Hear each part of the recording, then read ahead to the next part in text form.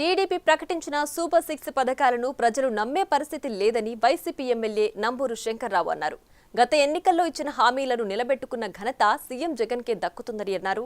చంద్రబాబుపై తీవ్ర విమర్శలు గుప్పించారు. అచ్చంపేట పార్టీ కార్యాలయంలో వైసీపీ ప్రభుత్వం తాజాగా ప్రకటించిన మేనిఫెస్టోపై ఆయన మీడియా సమావేశం ఏర్పాటు చేశారు.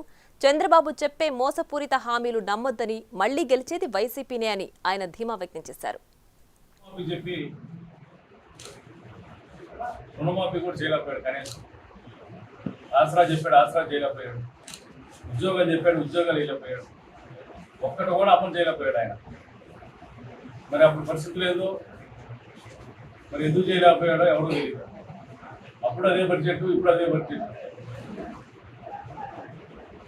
మనకి ఇంకా ఆర్థిక పరిస్థితి కరోనా వచ్చి చాలా ఇబ్బందులు పాలైంది రాష్ట్రం, అన్ని రాష్ట్రాలు, ఇది ఒకటే కాదు.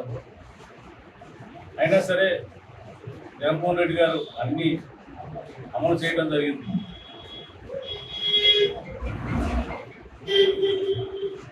ఈ అమలు చేసే దాంట్లో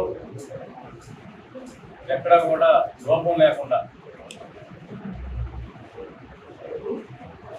ఎవరి చేత కూడా ఏలికి చూపించుకోకుండా చెప్పాడంటే అది చేస్తాడు అనే నమ్మకంతో ఈ బడ్జెట్, ఈ మేనిఫెస్టో రిలీజ్ చేయడం జరిగింది.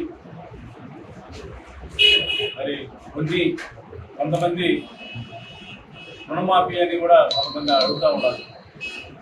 చాలామంది రుణమాఫీ చేస్తే అది సాధ్యమయ్యే పని కాదు వాస్తవంగా. దాని బదులు రైతు భరోసా ఇస్తే ప్రతి రైతుకి, అరెకుండా రైతుకు కూడా ఈ డబ్బులు వస్తూ ఉన్నాయి, 16,000.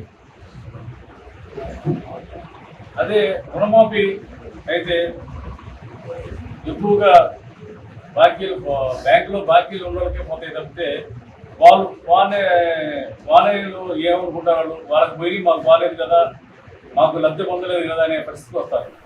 మరి జగన్మోహన్ రెడ్డి గారు ఆలోచన చేసి ప్రతి రైతుకి లబ్ధి చేకూరాలి,